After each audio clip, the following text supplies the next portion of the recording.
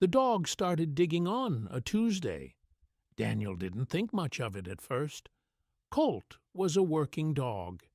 He had spent 4 years with the Marines before Daniel brought him home, and working dogs do things with their noses and their paws that don't always have an obvious explanation. You learn to let it go. But Colt didn't let it go. Every morning for 2 weeks, before Daniel was even fully awake on the cot he'd set up in the corner of the old barn, he would hear it. The soft, methodical sound of paws scraping at packed dirt. Always the same spot. Southwest corner. 3 paces from the post, 2 paces from the wall. Daniel told himself it was a mole, a root, the smell of something that had been there before the barn was built and had never fully gone away. He was wrong about all of it. What Colt found 3 feet beneath the floor of that barn would cost Daniel's brother a property deal worth over $1 million, expose a decision their mother had made 6 years before she died, and give Daniel the first solid ground he'd stood on since a road outside Helmand Province took most of the cartilage from his left knee and sent him home. It started the way most things in Daniel's life started, with a phone call he wasn't ready for and news that was worse than he expected. Daniel Reyes was 44 years old and living in a rental outside Cookeville, Tennessee, when his mother died. Rosa Reyes had run the same 12-acre farmstead in White County for 40 years. She had done it first with her husband Miguel, and then, after Miguel's heart gave out in 2001, by herself. She kept a kitchen garden and a small flock of chickens, and she did not ask for help from anyone unless the situation was genuinely beyond her, which was not often. Daniel had grown up on that farmstead, left it at 18 to enlist, came back broken at 39 when the Marines were done with him, spent 1.5 years in a VA program in Nashville, and eventually landed in the Cookeville rental with Colt and a part-time job at a landscaping company that was kind enough not to ask too many questions about the days when his knee made walking difficult. He called Rosa every Sunday. She answered every time. She died on a Thursday in March, which meant Daniel had missed their last call by 3 days, and he would think about that for a long time. His brother Victor handled the arrangements. Victor was 51, 7 years older than Daniel, and had never left White County. He had a contracting business, a house in Sparta, and a way of moving through administrative situations that suggested he had been preparing for them his whole life. By the time Daniel drove down for the funeral, Victor had already spoken with the attorney. The will was straightforward, Victor said. Rosa had updated it 2 years prior. Victor got the main house and the 11 acres surrounding it. Daniel got the barn and the half-acre it sat on. Daniel did not say anything for a moment. Victor said Rosa had wanted Daniel to have something of his own, something he could decide what to do with. The barn was old, but the land beneath it was clear title, no liens, no complications. Daniel asked what Victor planned to do with his 11 acres. Victor said he was considering his options. That was in April. By the first week of May, Victor called again. He had a buyer for the property, a development company out of Nashville called Cumberland Valley Properties. They were interested in the full parcel, not just Victor's 11 acres, the full 12, including Daniel's half-acre and the barn on it. Victor said the offer was good. He said it would benefit them both. He said Daniel's share of the sale, based on the assessed value of the half-acre relative to the overall parcel, would be somewhere in the range of $40,000. Daniel said he needed time to think. Victor said he had 30 days before the developer needed an answer on the full parcel, and that if Daniel didn't participate, the deal would likely fall apart, and that he hoped Daniel would think carefully about what was actually in his best interest here. Daniel had heard that last sentence before. He recognized it as the kind of thing people say when they have already decided what's in your best interest and are giving you the opportunity to agree. He packed his truck the following weekend. He loaded Colt in the passenger seat and drove south, and told himself he was just going to look at the barn before he made any decisions. The farmstead was off a county road outside of Sparta, down a gravel lane that ran between a fence line and a stand of cedar trees. The main house sat at the end of the lane. White clapboard, green tin roof, the porch Rosa had repainted every 3 years without fail. The barn was behind the house and to the left, set apart from everything else on the property, which was partly why Rosa had willed it separately. It had always been separate. Even when Daniel was a child, it felt like its own thing. He parked beside it and got out. Colt dropped to the ground and started moving immediately, nose to the earth, circling the base of the barn walls before Daniel had even opened the doors. The barn was built in 1952 by Daniel's grandfather, Miguel's father, who had used it for equipment and hay storage. It was post and beam construction, rough-cut oak, and the bones of it were still sound even if the west wall had developed a lean, and one section of the roof had been patched so many times it looked like a quilt. The floor was packed earth, dark and hard, the kind of floor that holds the smell of everything that has ever been stored in it. Daniel stood in the doorway for a while. The afternoon light came through the gaps in the west wall in long, angled lines. Dust moved in it. Everything smelled like old wood and old hay, and something underneath that, something that had been part of the ground for a long time. Colt was already inside. He had moved in quick circles through most of the barn and was now standing in the southwest corner, not circling, standing, his nose a few inches from the floor, working steadily, his tail low and still.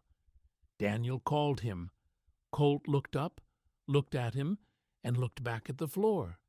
Daniel pulled his cot and sleeping bag from the truck, set them up in the northeast corner of the barn, where the light came through a small window in the morning, and told himself he would stay for a few days and figure out what he thought about all of it.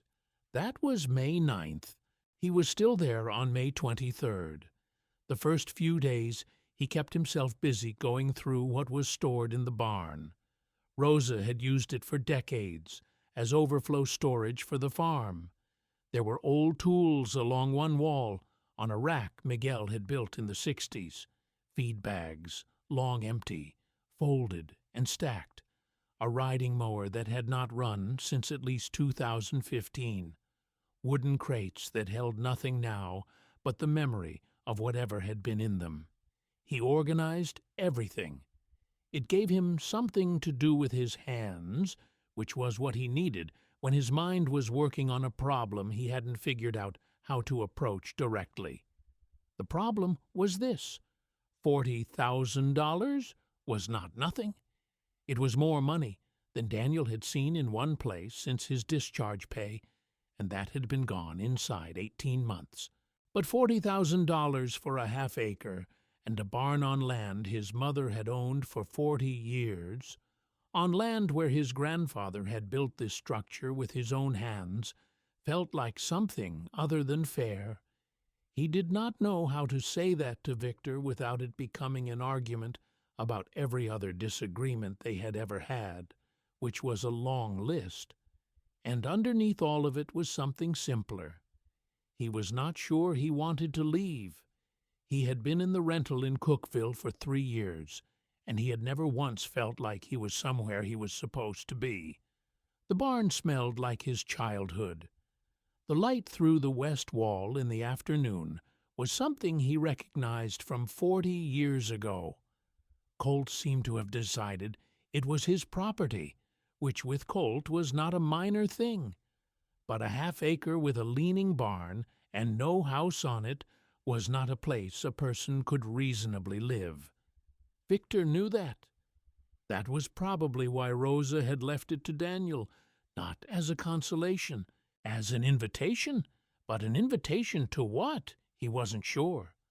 Colt's routine started in the first week and did not vary.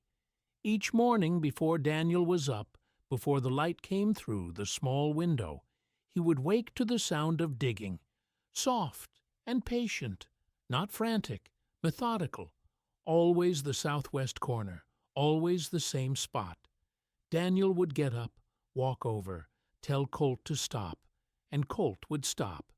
He would eat his breakfast and go outside, and they would walk the perimeter of the property together, the way they had gotten into the habit of doing in Cookville.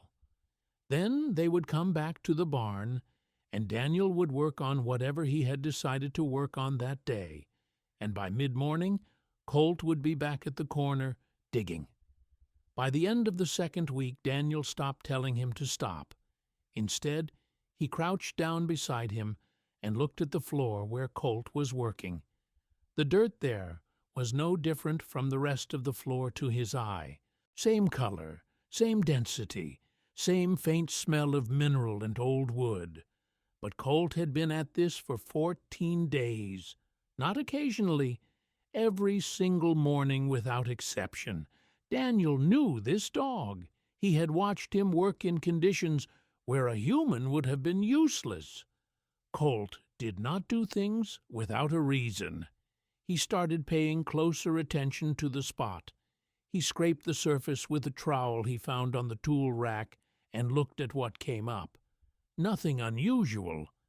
He measured the distance from the southwest post because the specificity of the spot had started to bother him. 3 paces from the post, 2 from the wall. Every morning, not approximately. Exactly. That kind of precision is learned, or it is instinctive. In a trained working dog, the line between those two things is thin. Daniel was still thinking about it when Victor showed up on a Thursday afternoon with a man he introduced as the project manager from Cumberland Valley Properties. The man's name was Brett. He had a Cumberland Valley Properties jacket on and a tablet computer, and he walked the property with the focused efficiency of someone who had done this 100 times and had learned to look past whatever was currently on the land toward whatever was going to replace it. Victor was pleasant. He showed Brett the main house, the fields, the fence lines. He walked him around to the barn last. Brett looked at the west wall and the patched roof and wrote something on his tablet. Then Brett said, and he said it to Victor and not to Daniel, that the demo timeline for the barn structure would depend on whether there were any environmental review requirements for the site. Demo timeline. Daniel had been leaning against the barn wall with his arms crossed and Colt at his side, and those 2 words settled into him in a specific way. The way something settles when it changes the shape of a question you've been carrying. Victor thanked Brett and walked him back to the car. Then he came back to where Daniel was standing. Victor said he hoped the visit gave Daniel a clearer picture of where things were headed, and that he should feel free to call if he had any further questions about the offer, and that 30 days went fast. Daniel said he would be in touch. Victor left. Daniel sat on the ground beside Colt and scratched the dog behind the ears and looked at the southwest corner of the barn for a long time. Demo timeline. Whatever was under that floor would not survive a demolition crew. It might not even survive a standard excavation. And once the property transferred, once Victor signed over the full parcel, it would not matter what was under the barn, because the barn and the half-acre it sat on would belong to Cumberland Valley Properties, and the question would be closed. Daniel drove to the hardware store in Sparta the next morning and bought a spade. He started at 7 in the morning, When the light was just coming through the east side of the barn, Colt sat a few feet away and watched him with the focused patience of a dog who had been waiting for this specific thing to happen. The top layer of the floor was packed hard from decades of use, and Daniel had to use the full weight of his body on the spade to break through it. His knee complained in the way it always complained, a specific grinding ache that started in the joint and ran up into his hip, and he worked through it the way he had learned to work through it, which was to stop paying attention to it. A foot down the dirt became looser, darker. He could smell the change, something older, undisturbed, the smell of earth that has not been moved in a very long time. He dug carefully. He was not sure what he was looking for, and he did not want to damage it. 2 feet down his spade caught on something that was not dirt. He got to his knees and cleared the remaining earth with his hands. The surface beneath was wood, rough-cut planks laid horizontally across a space that was wider than the spade blade. He cleared the edges and found a box, approximately 2 feet long, 1 foot wide, 8 inches deep, built from the same rough oak as the barn itself.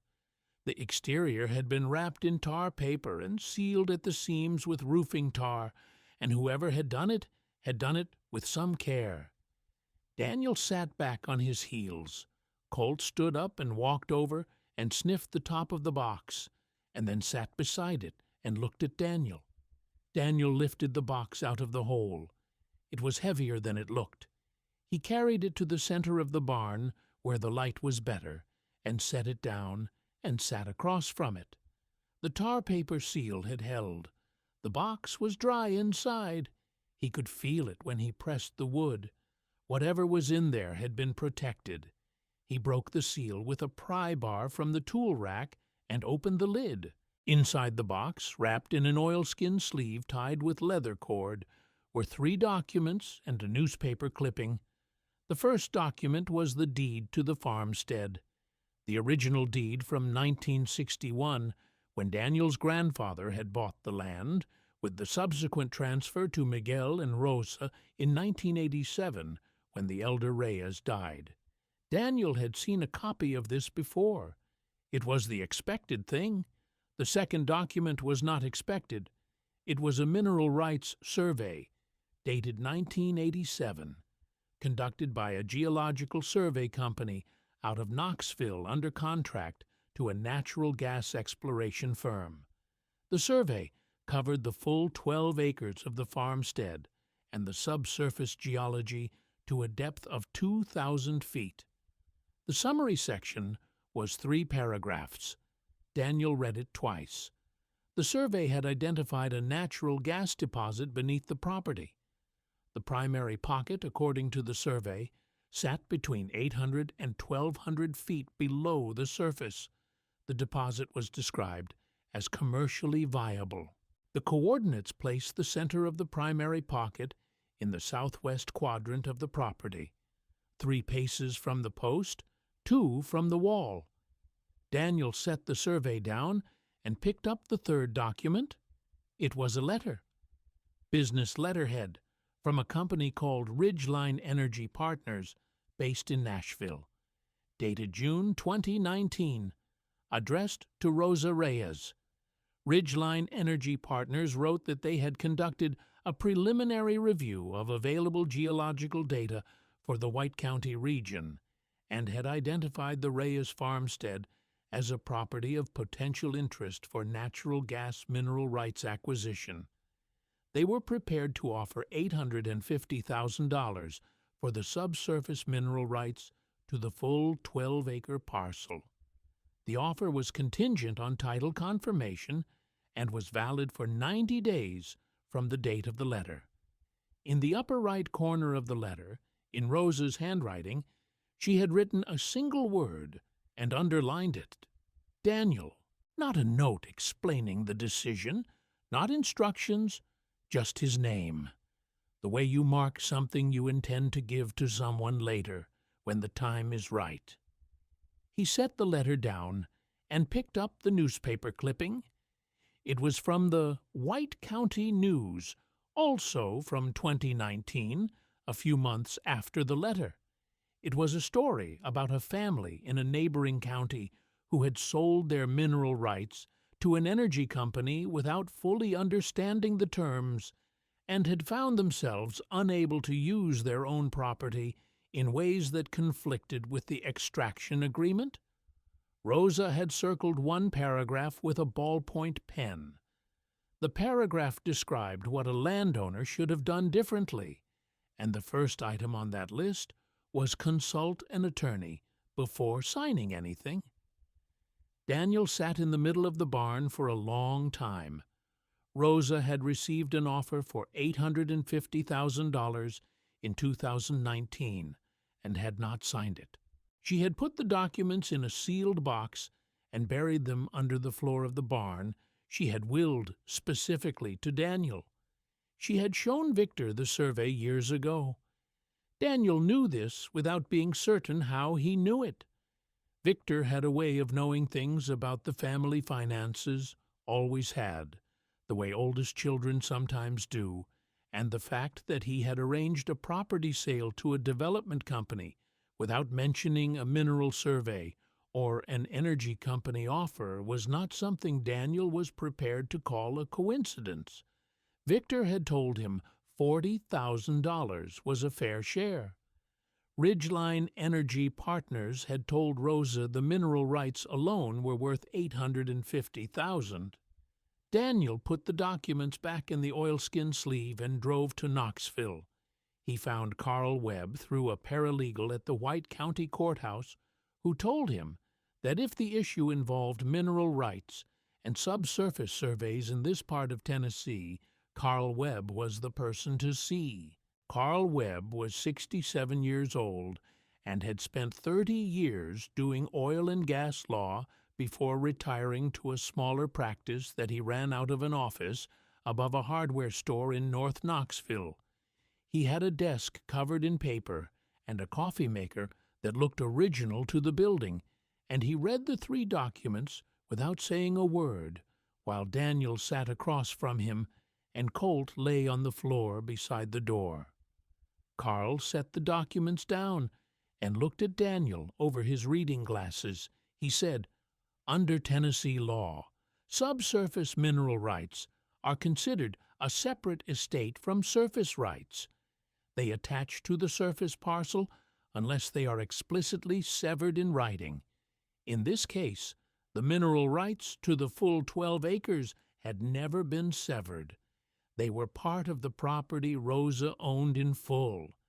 Daniel said Victor was selling the property to Cumberland Valley Properties. Carl said that was Victor's right for the 11 acres he had inherited, but Victor could only convey mineral rights to the portion of the property he owned. The mineral rights beneath Daniel's half-acre of the barn were not Victor's to sell. They had been inherited by Daniel along with the surface title. Daniel said the mineral survey showed the primary deposit sitting under the southwest portion of the property. Carl looked at the survey again. He pointed to the coordinates in the summary section and then at a county property map he had on the wall behind his desk. He traced the coordinates with his finger. Then he sat back down. He said the primary pocket of the deposit was not just beneath Daniel's half-acre. Based on the survey coordinates and the property boundary, approximately 60% of the commercially viable portion of the deposit sat beneath the barn and the land surrounding it. Daniel was quiet for a moment. Then Carl said, "Cumberland Valley Properties has presumably purchased this property partly on the basis of its development potential. If a significant portion of the mineral rights to the most valuable part of the deposit belong to someone who is not party to their transaction, that is a significant problem for their deal." He asked Daniel what he wanted to do. Daniel said he wanted to know what his options were. Carl laid them out. Option 1, do nothing. let Victor's sale proceed and retain his mineral rights while Cumberland Valley Properties proceeded with surface development, which would likely generate ongoing conflict about access and usage. Option 2. Negotiate a separate sale of his mineral rights directly to Cumberland Valley Properties at a price that reflected the actual value of what he owned. Option 3. Contest the broader property transaction on the grounds that Victor had materially misrepresented the nature of the asset he was selling.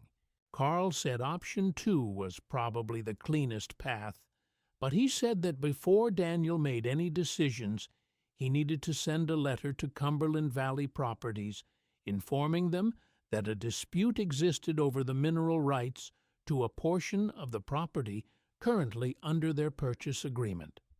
That letter went out the following Tuesday. Cumberland Valley Properties responded within 48 hours. The response came from their legal department, not from Brett in the field jacket, and it had a different quality of urgency to it than anything that had come before. Their attorney requested a meeting. Carl set it for the following week in Knoxville. Daniel drove down from the barn the morning of and sat across a conference room table from 2 attorneys and a financial officer who had flown in from Nashville. The meeting lasted 4 hours. The core problem for Cumberland Valley Properties was straightforward and serious. They had structured their acquisition financing partly around the mineral rights value of the property. Their lender had assigned a significant portion of the collateral value to the subsurface rights. If 60% of the commercially viable deposit sat beneath a half-acre that was not part of their transaction, the deal's economics were broken in a way that could not be easily repaired. They could not compel Daniel to sell. They could not proceed with their original deal as structured without resolving the mineral rights question, and they could not easily walk away from a transaction they had already spent considerable money preparing. Their offer to Daniel was $320,000 for the mineral rights to his half-acre. Carl said that was a reasonable starting point and asked for $360,000. They settled at $340,000. The agreement included a surface access provision that protected Daniel's right to visit the property during his lifetime, and a conservation clause over the specific southwest corner of the barn footprint for a period of 5 years. Daniel signed on a Thursday afternoon in a law office in Knoxville. Victor did not speak to him throughout any of it. His attorney communicated that Victor was disappointed by the way the situation had developed, but that he did not intend to pursue any counterclaims. That was lawyer language for, he knew what he had done, and he was not going to make it worse. The barn was demolished 6 weeks after the sale closed. Daniel did not go and watch. He had taken what he needed from it before he left, which was not much. The trowel from the tool rack, a hand plane that had belonged to his grandfather and still had the old man's initials burned into the handle, the oilskin sleeve with the documents, which he kept in the same metal lockbox he had bought at the hardware store in Sparta, in the back of his truck. He used $180,000 of the settlement to buy 8 acres in Cumberland County, 2 counties west. The land had a creek along the south boundary and a stand of hardwoods along the north, and a flat central section where someone had started building a structure years ago and stopped. Daniel finished it. It took him 8 months, and most of the remaining money, and the help of 2 men from a local church who showed up one Saturday with tools and did not ask to be paid. It was not large. It was enough. Colt ran the 8 acres the way he had always wanted to run something. Full speed, first thing in the morning, out to the creek and back, then a long, slow patrol of the fence line before he settled in for the day. He had a bed inside and a water bowl that Daniel refilled twice a day, and a specific spot on the south porch where he liked to lie in the afternoon sun, his chin on his paws, watching the tree line. The thing about working dogs is they need a purpose. Colt had spent 4 years with the Marines and then 3 years in a rental in Cookville, where the yard was small and the purpose was unclear. 8 acres in Cumberland County was the first place that had ever matched the size of what he was. Daniel wrote to Carl once a month, a habit he had picked up from his mother, who had believed that people who helped you deserved to know how things turned out. Carl wrote back in longhand on legal pad paper and usually included a county news clipping about something he thought Daniel would find interesting. Victor sold the farmstead and moved to a house in Murfreesboro. Daniel heard this through a cousin and did not follow up. Rosa's kitchen garden was gone, replaced by a graded lot before the end of that same summer. Daniel had taken cuttings from 3 of her plants before he left the property for the last time. A rosemary bush she had grown from a cutting herself, a fig tree that had been in the corner of the garden since 2003, and a climbing rose that had been trained along the fence for so long that its canes had grown into the wood. He planted all 3 on the south side of the new structure in Cumberland County, in a spot that got the same afternoon light the Sparta garden had gotten. The rosemary took immediately. The fig took 1 season to establish and then started producing in the 2nd year. The rose took longer, the way roses always do. But by the 3rd spring it was moving up the wall the way it had always known how to do. Daniel had a neighbor 2 miles down the road who kept bees, and the bees found the garden before the first summer was out, and after that the southwest corner of the property had a specific quality of stillness in the warm months, the kind that means something is working the way it is supposed to work. Colt was 11 years old by then. He moved slower than he used to, but he still did his morning patrol, every day without fail.